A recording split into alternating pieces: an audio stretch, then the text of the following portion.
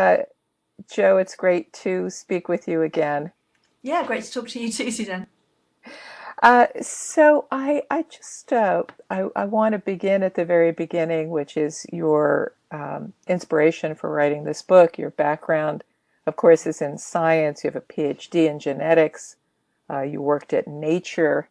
There is no more hard science publication than that. And yet, when we spoke months ago, you told me that you came to this topic from a very kind of personal place, and I wondered if you'd just say more about that. Yeah, I think there were a lot of things that brought me to this topic. But yeah, as you say, I have a very scientific background. I've always been quite a black and white reductionist scientific person. I want to see the evidence. I want to know what the trials are for something. I want to know how things work. Um, but when it comes to the effect of the mind on the body, I just felt that the science or reading science articles or books wasn't necessarily giving me all the answers that I wanted. So I have two kids in school now, and mixing with mums in the school playground, a lot of them are into alternative medicine and they really feel that it's helping them. And I didn't feel that that could just be dismissed. Often it's said that people who think that alternative medicine works for them are somehow ignorant or stupid, they're being fooled, Hmm. and that just doesn't make sense to me. You have a lot of intelligent, educated people who feel that it's helping them in some way. So that made me really intrigued to find out what's really going on there. I think also because the debate about the role of the mind in health is so polarized. So we all know from experience that our mental state affects the physical body. You just step out in front of a car and you feel your heart suddenly race.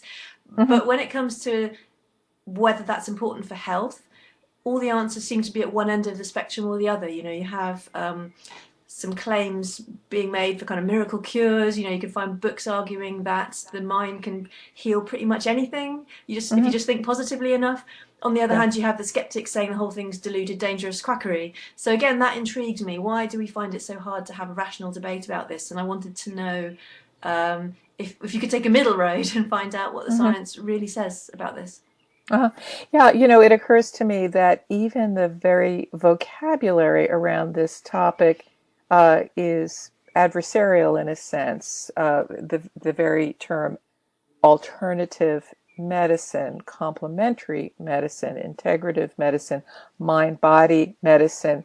It's each one of those terms in its way implies an opposite. If something's alternative, for example, it's against the mainstream, which indeed it historically is. And I wonder if you have a sense historically, since I know you're also a medical historian, really, in addition to being a science writer, of how this divide came to be when, in fact, the certainly the origins of medicine in ancient times and beyond very much appreciated the relationship between mind and body. When did the divide happen?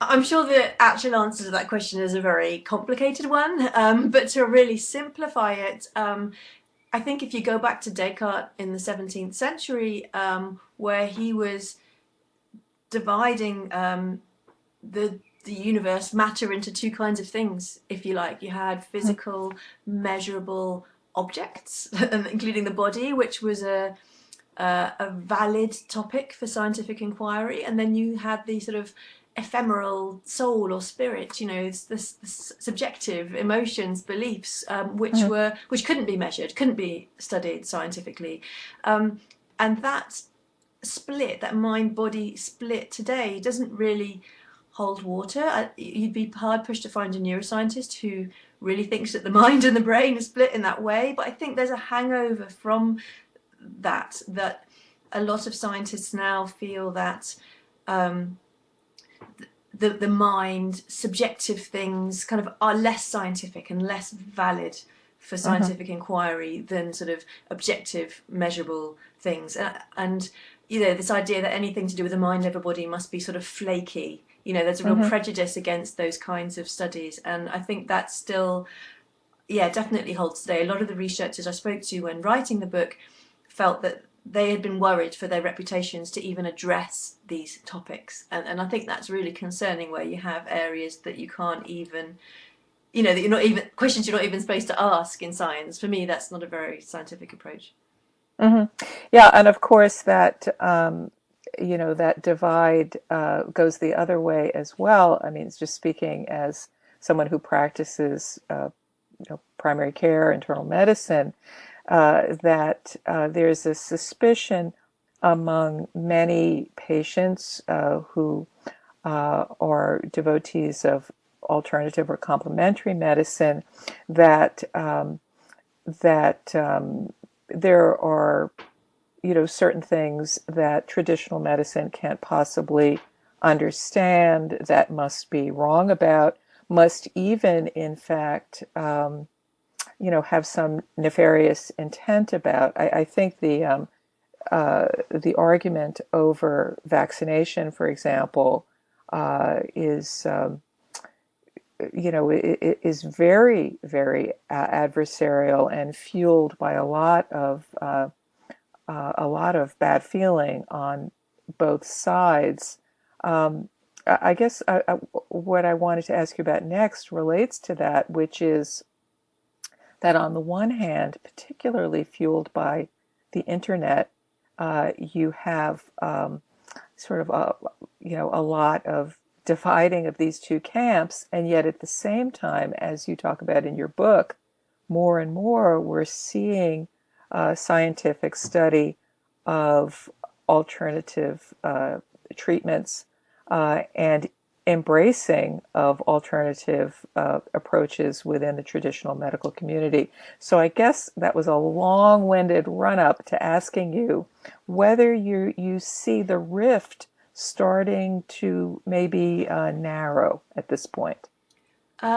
Yeah, so first of all, something I just wanted to agree with something that you said in that, which was that absolutely there's the other side to this, where there are people more on the alternative side who is almost like we don't need a scientific approach because they know the mind can do all of these things. And I think that's a real problem as well. And I think that both the skeptics and the believers, if you like, are they kind of both have the same view of the mind as some mysterious magical force that sort of Mhm. doesn't obey normal rules and can't be studied, and Mhm. that leads the believers to think that the mind can do anything, has no limits, and the skeptics to think that the mind couldn't possibly do anything. And so I think what they've both got wrong is that the mind isn't a mysterious magical force. It's biology. It's something that we can study Mhm. scientifically. It does affect the body, but it does it through very well defined pathways and mechanisms that we can study. So I just wanted to say that first of all. Mhm. In terms of whether that rift is healing, I hope so to a certain extent. What makes me positive is largely advances in neuroscience, because now with brain scans it's possible to see, or to physically measure, if you like, changes in the brain that are associated with changes in mental state. So in terms of studies of the placebo effect, for example, researchers can physically see that endorphins are being released when people respond to a placebo painkiller, for example. They can see that Mhm. dopamine is being released in Parkinson's patients who respond to placebo. So actually being able to see and measure these things, as opposed to just relying on patient self-report, goes a long way towards making all this seem more scientific, to persuading people that they should take it Uh-huh. seriously. The same with Uh-huh. studies of meditation as well. You've got brain scans showing sort of changes in the physical structure of the brain after people do short courses of, say, mindfulness meditation. So from that point of view, I feel very positive that we've now got really good tools for studying these kinds of things in a scientific way. What On the negative side, I think there are a lot of political, sort of cultural, economic obstacles to this approach becoming more widespread, because the whole way that clinical trials are set up, for example, where we test new drugs against placebo to make sure that that it's the drug that's working and not the placebo effect, that's really important. We need to know what's the active biochemical effect of the drug and what's placebo. But the way that those trials are set up is we test for the active biochemical effect of the drug and we just throw everything else away. By definition, anything that happens in the placebo group is not of interest. Anything that's no better than placebo is thrown away. Whereas what's really in the placebo group is everything about the patient, their attitude to their condition, Hmm. the medical care that they're receiving, the words that are used by the practitioners, the beliefs and expectations, all of that, everything about medical care apart from the biochemical effects of the drug is in that placebo group, and we're throwing it away at the moment. And you've also got the fact that most clinical trials are funded by drug companies, for example. So I think we need a lot of fundamental changes in how we approach trial design, who funds that research, and in these prejudices that I talked about among a lot of conventional scientists and doctors. So yeah, there are some interesting new tools coming about, but there's also a long way to go. Yeah, yeah. So it seems like a good time to just talk about the concept of placebo itself, which is very much, I think, central to mind-body medicine. And yet, as you point out, I think most people think of placebo as sort of a nothing, as an absence of a something, Mm. when in fact it's a measurable and very real effect. I think, in medicine, if we were to say to a patient, oh, and this of course comes up a lot, oh, well, I know you felt better when you had antibiotics for your cold, but that's just placebo.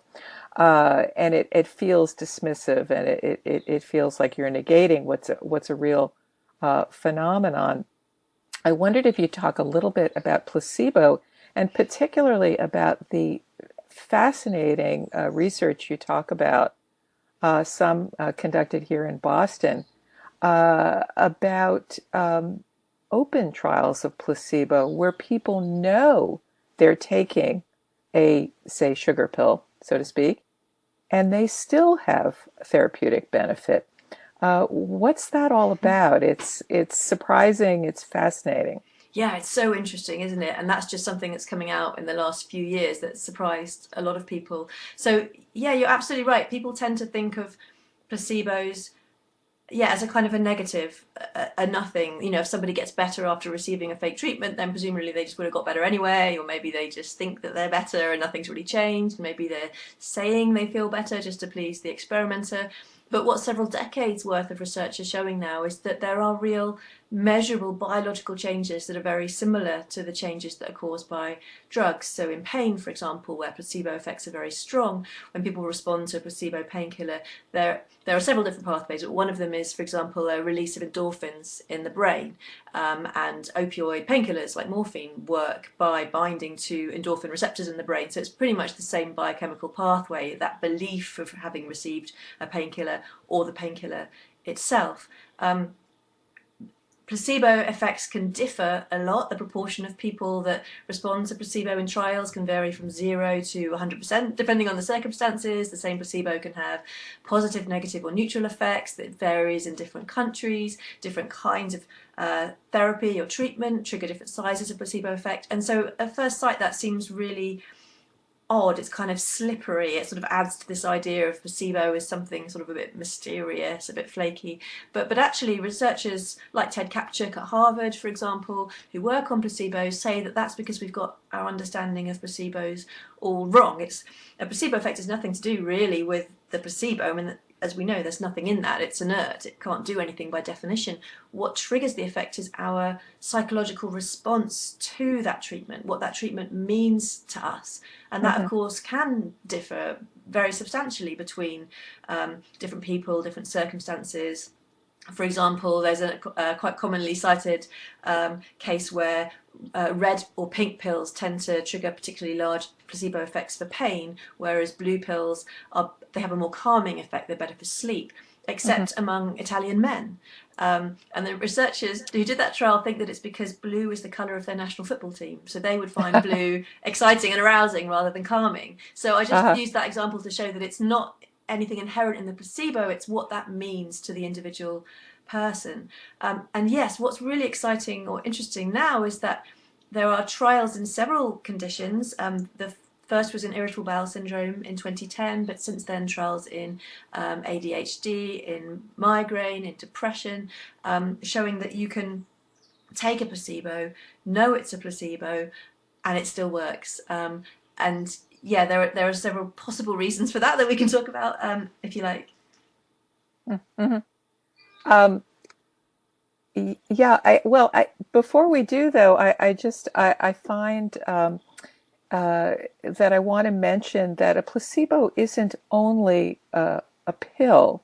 A placebo can be a situation, a tone of voice, a phone call. I can't tell you the number of times I call a patient and they say, I feel so much better, and you sense that something more is going on than simply that, they heard words from me that they may have heard from me before, or uh, that there's something just sort of active, dynamic about being called by your doctor. Um, but it kind of intersects with a great interest of mine, which is the role of story in medicine and narrative. And so much of medicine, certainly psychiatry, is around retelling a story in a way that feels healing. And I think, in a sense, that is also placebo, not just the sugar pill that you're told is going to help you, but sort of a reframing of the mind in such a way that the body actually feels better. Yeah, I completely agree with you. I mean, there are lots of ways of defining placebo and placebo effects, but Hmm. certainly there are so many factors that feed into why people have these biological changes when they receive placebos. There are some quite interesting studies, again, coming out of Harvard, where they're trying to tease apart different ingredients. So there's one in patients with irritable bowel syndrome, um, who either had no treatment or who had sham or placebo acupuncture. And then the ones Hmm. who had the placebo acupuncture, the practitioner was either cold but polite. Hmm. And that significantly, those patients who got that sham acupuncture did significantly better than the ones who got no treatment. And then there was Hmm. another group who had exactly the same sham acupuncture, but the practitioner was warm and empathic and asked Uh-huh. them lots of personal questions, had thoughtful silences, touched them on the arm, and they Hmm. did much better still. They did as well in that group as in any trial of a drug for irritable bowel syndrome. Uh-huh. Um, so Yeah. I was just going to say that the needles did something. There was a placebo effect there, but just the attitude, that interaction with the practitioner, then helped even more. So there's different. They were sort of teasing out the different components, and I think that's really interesting, and that helps us to see how we might be able to incorporate some of those components of care back into conventional medicine in an evidence-based way. Uh-huh. Yeah, it reminds me of the fascinating program that you mentioned in the book. I believe also based in Boston, where anesthesiologists speak to patients in a particular way that's calming and that seems to reduce the pain and trauma of breast biopsies. Is that? Yeah, I mean, this is really striking results. So they're looking at invasive medical procedures. So there's an Mhm. increasing number of procedures now that we go through and we're conscious. So you can have sedative drugs, local anaesthetic, but you're aware for the procedure. So things like keyhole surgery, yeah, breast biopsies, destruction of tumours, and generally people are given sedative drugs on demand. But Mhm. these researchers sort of tried to take a more psychological approach. So that was, they had a control group, drugs on demand, and the patient's pain and anxiety, if you ask them, just rises through the procedure. The longer it goes on, the more pain they're in, the more anxious they get. And then there was a group where the medical staff tried to communicate more positively, so they just avoided negative mentions of sort of how much things were about to hurt, and they Mhm. tried to respond to patients' requests swiftly, tried to make them feel in control. And for them, pain and anxiety stayed roughly level, so they did significantly better. And then in the third group, they got both of those things, but then they also were encouraged to use visualization techniques to relax. So Mhm. imagining themselves somewhere they'd rather be, like on a beach or their sofa at home. And in that Mhm. group, pain and anxiety actually fell through the procedure. They required only half the amount of sedative drugs. Their procedures went more smoothly and were over more quickly, and they had significantly fewer complications as Mhm. well.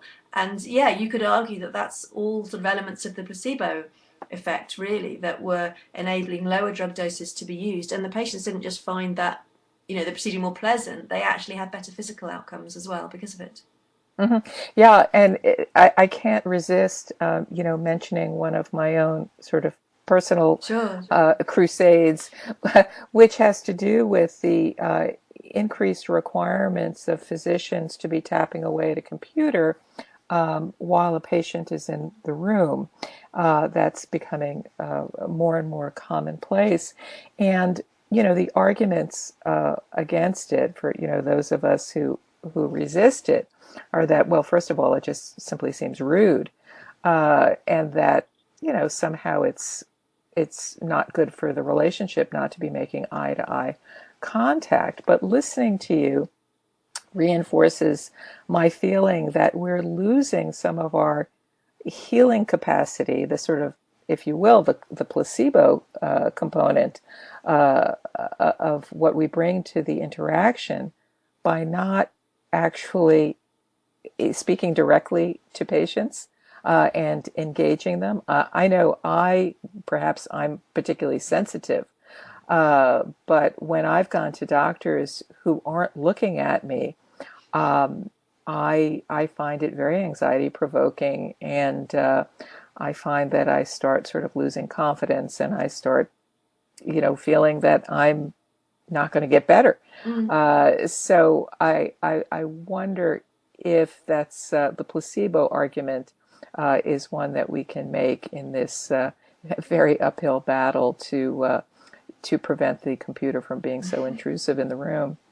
Um, you know, I getting back to the idea of the narrowing gap between traditional and alternative medicine, what I find, certainly in my hospital, is that the department that's most receptive to alternative treatment is oncology. That cancer patients are offered massage and Reiki and acupuncture, and these treatments are actually, in the electronic medical record in a way that you don't see with other specialties, including my own primary care. I refer people to these practitioners, but they're external to my department and even to my hospital. And I wonder if you've noticed that and why you think that might be. Yeah, I have noticed that. I think you're right. I don't really know why it is. I mean, certainly patients undergoing chemotherapy are going to have a lot of symptoms. They're going to be in pain anyway, and then fatigue, nausea. So a lot of these chronic symptoms that they're dealing with that conventional medicine is not very good at helping people with, and alternative medicine often is quite good at helping people with. So I don't know if it's just that or whether there's a different attitude in that particular field. What does make me a bit nervous about this is in terms of referring patients to alternative medicine, is I don't want to lose that scientific approach, and often these therapies are given by people who are um, like the therapists are offering explanations for their treatments that really don't make any sense from a scientific point of view. So from looking at all of the research, I'm quite convinced that these treatments are going to help people, and perhaps help people more than, say, conventional painkillers in some cases. And there was a quite an interesting trial in more than 1,000 patients with chronic low back pain, where there was no difference between acupuncture and placebo acupuncture, but both groups did nearly twice as well as the patients who got conventional medicine, including the painkillers. So this argument that just because something is no better than placebo, it's worthless, I think doesn't hold water, because these treatments can trigger such large placebo responses. So I completely agree that these treatments can help people, but I worry about sending people to therapists who are perhaps using quite unscientific explanations and frameworks for what Mhm, they're mhm. doing. I mean, what I would love to see is proper funding and proper research and taking these mind body effects seriously so that we can use that more in the in the conventional treatment that we're offering, like you say, not using computers and meeting people's eyes and having longer consultation times. There are studies showing that helps people as well, and having empathic practitioners, and that we do that properly in conventional medicine in an evidence-based way. I don't know how long it's going to be before that happens. So in the meantime, it would be difficult to say to anybody, don't go to an alternative therapist. But I just wanted to sound that note of caution, if you like. Right. So I hope I'm not putting you on the spot by asking you whether there are any alternative therapies where you've just uh, been unable to find any effectiveness, and where you've said to yourself, this is just a complete scam. No placebo, no nothing. That, this is just not something that people should be spending their money on. Or is it operator dependent? Um, It will completely depend on the person. So if somebody believes in something, then I think you're likely to have a placebo effect. You've got to be aware of which conditions placebo responses are relevant for. So just belief in something, in a treatment, there's little evidence that that's going to banish an infection or shrink a tumor. It's not going to help a person with diabetes make insulin. It's not going to change cholesterol levels, but they can be very effective for symptoms that we experience, like pain, fatigue, nausea, itching, wheezing, those kinds of things. And through these biological changes that I mentioned, it's not just all in the mind. So there's that. There's also, I think you would want to avoid any therapy that could potentially be dangerous or have side effects. Um, and yeah, mm, I worry about things like homeopathy and Reiki. There's no sort of, from a scientific perspective, there isn't really any evidence or justification for the sort of the energy fields or the memory of water that's invoked, and so that sort of worries me. So yeah, what I'd rather see is that we understand the role that the mind plays on the body, and if we do use these therapies, kind of give ourselves some credit, realize mhm, that that's not acting through some kind of woo crazy, immeasurable energy field. It's just helping us to unlock our own self-healing potential, if you see what I mean. mhm. Yeah. You know, I wonder though about traditional physicians like myself, even open-minded ones, the extent to which we can enlarge our vocabulary and just concept of what healing is. Um, Specifically, I'll admit that a challenge I have frequently is when a patient comes to me with feedback they've received from an alternative practitioner, which is something that is alien to my understanding of anatomy and physiology. So I not infrequently hear my immune system doesn't work, Hmm. or my liver needs to be detoxified, or my spine is malaligned. And I feel very conflicted about this because, on the one hand, all I want is for them to get better and to feel better, and whatever works is fine with me as long as it's not dangerous. And, you know, Lord knows there's lots of things that traditional medicine doesn't do a great job fixing. And yet, it's really hard for me to sign on to something that scientifically doesn't make sense to me. And I wonder what you would, having looked at this all very carefully, what you would tell a doctor like me about that dilemma. I mean, I think you probably have a much deeper perspective on that than I would do, because you're dealing with patients all the time. Whereas I met a lot of patients for the book, and I looked, I spoke to researchers and looked at the scientific study. But having that sort of year in year out experience with patients, I'm sure you've got a lot of experience and stories to tell about that. I mean, I think being completely dismissive of a patient's kind of views and where they're coming from isn't going to be very helpful. But at the same time, I don't think it's right to completely let go of the sort of the scientific framework. To me, it's really important that we do look at things in a rational evidence-based way, and we don't just sort of pander to people's delusions, if you like. In the long run, I don't think that's going to be helpful, but I do think that there's a duty or a responsibility, if you like, on conventional medicine to not just say, well, alternative medicine doesn't work, or we can throw it all out because it's no better than placebo. Like, we need to be taking these mechanisms and pathways seriously, and incorporating that into conventional medicine. At the moment, it's like dismissing alternative medicine and not giving people anything in its place, and so people are left without anything to help them. And drugs aren't often the best way to treat things like chronic pain, for example, or mild to moderate depression. So Hmm. I do think that there just needs to be a shift in terms of funding and studying these processes and how people with these conditions can best be helped, so that we do actually have something to offer those people. Yeah. I know you spoke with Dr. Paul Offit, the infectious disease specialist at Penn, who wrote a book about alternative medicine. I think it was called Do You Believe in Magic? And he says in that book that if a therapy works, it's not alternative, and if it doesn't work, it's not medicine. So, and I wondered, it's an interesting statement, and I wondered what you thought Mm. about that.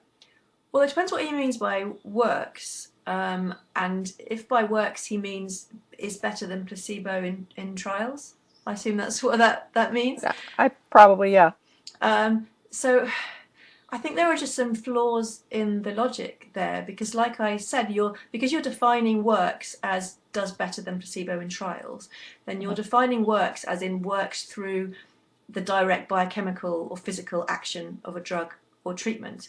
And that's a very narrow view of medicine. That's just one very small part of medicine. But there are Mhm. lots of things that can cause, therapeutic and beneficial physiological changes that are often indistinguishable from the changes caused by drugs, but they're caused through other things like psychological cues. So if you're going to define it by does better than placebo in a trial, you're automatically throwing all of that stuff out. So I completely agree that we need to study stuff scientifically and see in trials that it works. But I don't. I think there's a value judgment when you're talking about whether, Ted Kapchuk is quite interesting on this. He says that when we brought in placebo-controlled trials, suddenly we were making a value judgment about what kind of medicine was sort of acceptable, if you Mhm. like, and what Mhm. wasn't. And it's saying that only something that works through a sort of biochemical action of a drug is acceptable and counts, and Mhm. nothing else counts. And so Yeah. that's the Yeah. medicine we've now ended up with. Yeah. No, I had never really thought of it that way. That to call something a placebo control trial is in itself, um, you know, an implicit judgment that essentially says we're either going to do something or not do something. Yeah, and And we need in fact, it may not. That's not always the case. Yeah, and we need placebo-controlled trials. They're important. Like, we do need to know what the active biochemical effect of the drug is. Mhm. But I would argue that we also need to know what the other effects of treatments are. And some treatments work pretty much only through the active biochemical effect of the drug, and other things, like, I don't know, Reiki, probably work pretty much through the mind body connection, and a lot of things are in between. I was talking to researchers at Merck, the drug company, and I Mhm. was saying to them, have you ever thought about trying to boost the placebo responses associated with your drugs, so that people are getting the active biochemical effect, but you can also take advantage of all these other processes? So, Mhm. in terms of, the name you give the drug, or the way you make it look. And they were like, well, we would love to do that, but we can't. There are actually laws against doing that. You can't give a drug a name that implies it's going to have a certain effect. Um, Because that's considered fraudulent. Yeah. Yeah. yeah, so Yeah. you Yeah. couldn't And maybe it shouldn't be. you couldn't call a certain pill cure, for example. Right. Right. Right. So, and I think there are very valid reasons for that, but it's like our focus on the sort of biochemical action of drugs means that Mhm. we are not able to take advantage of all of these other possible pathways for making people feel better. Mhm.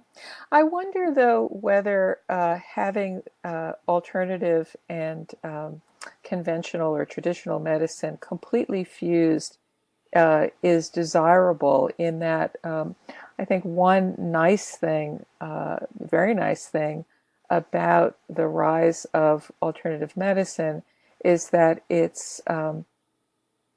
I think it's enlarged, certainly for patients, for some doctors, our understanding of what health is about, and it's also democratized um, health to some degree. I mean, I, um, I suggest meditation to patients who I can tell you 20 years ago would have thought I was out of my mind or insulting them or dismissing them. And, uh, I sort of, it feels like a little bit of a check and balance that not everything is under the same umbrella. Mm. Yeah, that's interesting because yeah, I hadn't really thought about it in that way, but I think that you're right that as conventional medicine is kind of narrowed in and focused on yeah one very narrow view of what work means, what medicine is, the fact that we've got alternative medicine means that all of those other possibilities and views about medicine have been kept safe, if you like Yeah, so we still have them. yeah, If we didn't have alternative medicine, we would be in a really, really bad place right now, I think. yeah, So, yeah. yeah, I would agree with you on that, I think. Yeah. So I want to just end by returning back to where we began, which is so there you are with the mums on the playground, and they're talking about. I think you, when we spoke before, you had mentioned amber teething Yeah. necklaces. I don't know whether that's a British thing or a new thing. My kids are grown up, so I'm not in touch with teething at the moment. But uh, in some sense, you set out on a journey to understand their use of mind body medicine better. And I wonder if you did and whether those playground conversations have changed. Um, I I mean, I think I understand now that when people say that something has worked for them, it probably really has, and they haven't just imagined that there are these real. I mean, I don't know how you define that word, but measurable physical changes that are happening. So, that started off as a sort of suspicion at the beginning, like is surely there must be something going on here, or people wouldn't be taken in by it. And now I feel like yes, like I've seen the research to show how these things can help people. I guess what I hope I've done with the book, and I guess as more of my friends read it, I'll find out, is to convince them that they don't need to throw out the sort of scientific approach, if you like. I think a lot of them have almost actively turned away from a scientific evidence-based approach from medicine because it's telling them that alternative medicine doesn't work and they know that's not true. They kind of reject everything, and I would love to be able to kind of bring them back to it and show that we can use science to study these things properly. Yeah, I mean, I understand that point of view because, after all, what is more frustrating for a patient than to have uh, a, an experience that's invalidated and, to feel that something makes you better and to be told by your doctor that no, that can't possibly be is. It's a terrible feeling, and I hope that even if the two fields aren't completely fused, that at least we can move beyond that moment of disconnection. And I want to thank you because I really think that your book is contributing to healing that rift. It certainly has for me. Thank you. It was so lovely to talk to you. You too, Joe. Bye. Bye.